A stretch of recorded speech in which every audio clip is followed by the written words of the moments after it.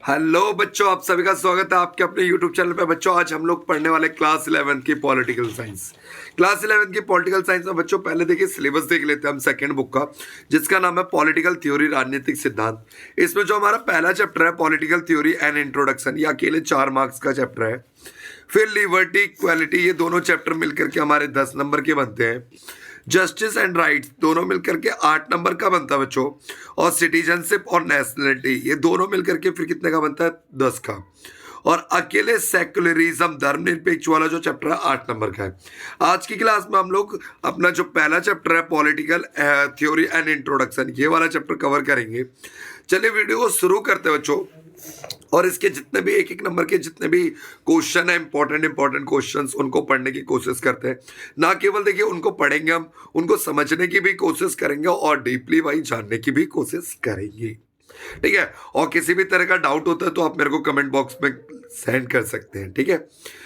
अच्छा देखिए, पहले तो मैंने बता दिया आपको कि चैप्टर का नाम क्या है, पॉलिटिकल थ्योरी एंड इंट्रोडक्शन, राजनीतिक सिद्धांत एक परिचय।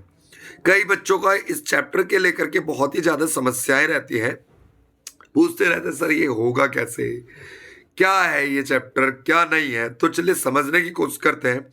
कुछ क्वेश्चंस हैं इंपॉर्टेंट, इन्हीं के तो आराम समझेंगे, ठीक है। पहले एक नंबर के क्वेश्चंस इस वीडियो में समझेंगे, फिर उसके बाद हम बड़े क्वेश्चंस की अलग से वीडियो रेडी करेंगे, ठीक है। पहला क्वेश्चन क्या कहता है बच्चों? पहला क्वेश्चन कहता है थ्योरी। थ्योरी को हम हिंदी में क्या बोलते हैं? सिद्धांत कहते हैं। थ्योरी शब्द की उत्पत्ति कैसे हुई है? तो थ्योरी शब्द की उत्पत्ति ग्रीक भाषा के थ्योरिया से हुई है। थ्योरी शब्द की उत्पत्ति ग्रीक भाषा के थ्योरिया से हुई है। अच्छा, थ्योरी का मतलब क्या होता है? थ्योरी का मतलब होता है किसी भी चीज का भावपूर्ण चिंतन, ठीक है। तो याद रखिएगा, थ्योरी शब्द की उत्पत्ति किससे हुई है? थ्योरिया से हुई है, ग्रीक भाषा के, ठीक है। अच्छा, क्वेश्चन नंबर 2 देखते हैं। राजनीतिक सिद्धांत का अर्थ बताइए। राजनीतिक सिद्धांत होता क्या है? तो राजनीतिक सिद्धांत क्या है? राजनीतिक शास्त्र का भावपूर्ण, देखिए राजनीतिक सिद्धांत का संबंध किससे है? राजनीतिक शास्त्र से। Political theory related with political science, राजनीतिक सिद्धांत का संबंध राजनीतिक शास्त्र से है, ठीक है बच्चों। क्वेश्चन नंबर 2 हो गया हमारा। क्वेश्चन नंबर 3 क्या है? किस विद्वान को प्रथम राजनीतिक वैज्ञानिक माना जाता है? कौन से विद्वान है जिन्हें यह कहा जाता है कि ये प्रथम राजनीतिक वैज्ञानिक है? तो अरस्तु को प्रथम राजनीतिक वैज्ञानिक माना जाता है। क्वेश्चन नंबर 4 क्या है? राजनीतिक सिद्धांत को कितने भागों में बांटा गया? देखिए पॉलिटिकल सिद्धांत, पॉलिटिकल सिद्धांत कह रहा हूं, राजनीतिक सिद्धांत। राजनीतिक सिद्धांत को कितने भागों में बांटा जाता है? तो राजनीतिक सिद्धांत को 2 भागों में बांटा जाता है, पारंपरिक राजनीतिक सिद्धांत और एक होता है हमारा आधुनिक राजनीतिक सिद्धांत। राजनीतिक सिद्धांत क्या है? राजनीतिक सिद्धांत का संबंध किससे होता है? राजनीतिक शास्त्र से होता है, ठीक है। और राजनीतिक सिद्धांत कितने तरह के होते हैं? 2 को। क्वेश्चन नंबर 5 देखते हैं। किन्हीं 2 परंपरागत विद्वानों के नाम बताओ जो परंपरागत राजनीतिक सिद्धांत का अध्ययन करते हैं। कोई से 2 ऐसे विद्वानों के नाम बताने। तो अरस्तु और प्लेटो है। क्या है बच्चों? अरस्तु और प्लेटो। क्वेश्चन नंबर 6 क्या कह रहा मैं? किन्हीं 2 आधुनिक विद्वानों के नाम लिखिए। तो पहले तो है हमारे आलमेंड और पावेल, और दूसरा हमारा लॉसवेल। क्या है बच्चों? लॉसवेल। क्वेश्चन नंबर 7 देखेंगे बच्चों। क्वेश्चन नंबर 7 हमारा क्या कहता है? क्वेश्चन नंबर 7 कहता है बच्चों कि थ्योरी शब्द का क्या अर्थ है? थ्योरी का अर्थ होता है किसी भी चीज का भावपूर्ण चिंतन करना, किसी भी चीज का भावपूर्ण चिंतन करना। थ्योरी शब्द की उत्पत्ति कहां से हुई है ये मैं पहले ही बता चुका हूं, पहला ही क्वेश्चन हमारा था। थ्योरी शब्द की उत्पत्ति ग्रीक भाषा के थ्योरिया से हुई है।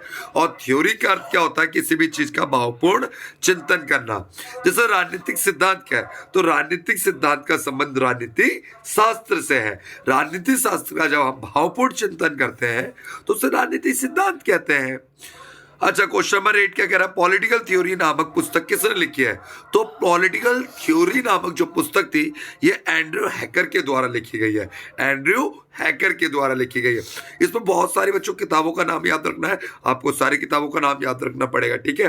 तो याद रखने के लिए क्या करना पड़ता है? हमें बार बार उन चीजों को पढ़ना पड़ता है। और पढ़ने के लिए क्या करना होता है? अपने हाथों से अपने पेन को उठाना होता है और अपनी कॉपी में क्या करना होता है? नोट डाउन करना होता है। उसे बार बार पढ़ना होता है जिससे हमें चीजें याद होती है, ठीक है। ऐसा कि नहीं है कि हमारे कुछ चीजें कोई भाई पेन ड्राइव लिया हमने, सारा अपने मेमोरी कार्ड में डाल दिया, दिमाग में आ गया, ऐसा नहीं होता, ठीक है। चीजों को बार बार पढ़िए। क्वेश्चन नंबर 9 क्या है? रिपब्लिक पुस्तक, पुस्तक जो है बुक, एक बुक है हमारी रिपब्लिक, ये बुक किसने लिखी थी? तो प्लेटो के द्वारा लिखी गई है। क्वेश्चन नंबर 10 है, पॉलिटिक्स पुस्तक किसने लिखी है? तो अरस्तु ने लिखी है। ठीक है, अब एक बहुत इंपॉर्टेंट क्वेश्चन है, वेरी वेरी इंपॉर्टेंट क्वेश्चन। देखिए, राजनीतिक सिद्धांत को हम कितने भागों में बांटते हैं? दो। एक पारंपरिक राजनीतिक सिद्धांत, एक आधुनिक राजनीतिक सिद्धांत। जो पारंपरिक राजनीतिक सिद्धांत है उसकी एक डेफिनेशन मान लीजिए आप इसे। ठीक है, देखिए क्वेश्चन क्या कह रहा है, क्वेश्चन नंबर 11, राजनीतिक शास्त्र का अध्ययन राज्य के साथ शुरू होता है और राज्य के साथ ही खत्म होता है। ये किसने कहा था? तो ये कहा था भाई साहब हमारे गार्नर, डॉक्टर गार्नर। ठीक है, ये पारंपरिक राजनीतिक वैज्ञानिक कहे जाते हैं। क्वेश्चन नंबर 12 कह रहा है, मूल्य रहित अध्ययन, मूल्य रहित अध्ययन पर किसने बल दिया था? तो मूल्य रहित अध्ययन पर व्यवहारवादियों ने क्या किया था? ध्यान दिया था। ठीक है बच्चों, क्वेश्चन नंबर 13 क्या कह रहा हमारा, मूल्य आधारित अध्ययन पर किसने बल दिया था?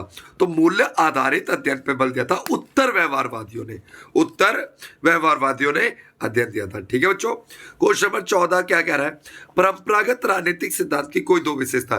परंपरागत राजनीतिक सिद्धांत वही प्राचीन राजनीतिक सिद्धांत, इसकी दो विशेषताएं सुन लीजिए बच्चों। पहला तो ये व्यक्तिपरक होता और ये निगमात्मक विधि का इसमें प्रयोग किया जाता है। क्वेश्चन नंबर 15 क्या कह रहा है, आधुनिक राजनीतिक सिद्धांत की कोई दो विशेषता बताइए। तो आधुनिक राजनीतिक सिद्धांत की दो विशेषता, देखिए पहला तो आगमन विधि का प्रयोग किया जाता है और दूसरा व्यवहारिक दृष्टिकोण का प्रयोग किया जाता है। Question number 16 very very important, paper में आया ना आए याद जरूर होना चाहिए। ठीक है बच्चों, अ ग्रामर ऑफ पॉलिटिक्स पुस्तक के लेखक कौन थे? लास्की थे। क्वेश्चन नंबर 17 इतना इंपॉर्टेंट नहीं है, याद कर लेना। मैं जैसे बोलता हूँ ना इंपॉर्टेंट नहीं है, वो पेपर में जरूर आ जाता है।